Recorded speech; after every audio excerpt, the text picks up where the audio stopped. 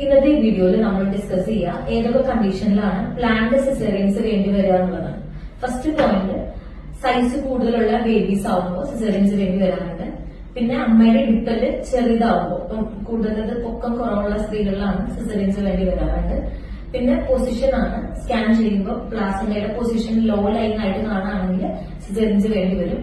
അതുപോലെ തന്നെ കുഞ്ഞിന്റെ പൊസിഷൻ, ഇപ്പൊ നോർമൽ ഡെലിവറി സംഭവിക്കണമെങ്കിൽ കുഞ്ഞിന്റെ തല കീഴ്പോട്ടായിട്ടുള്ള പൊസിഷനാണ് വേണ്ടത്, അതായത് സെഫാലിക് പൊസിഷൻ. ഈ പൊസിഷൻ അല്ലാതെ മറ്റേത് പൊസിഷൻ ആണെങ്കിലും നമുക്ക് സിസേറിയൻസ് വേണ്ടി വരാറുണ്ട്.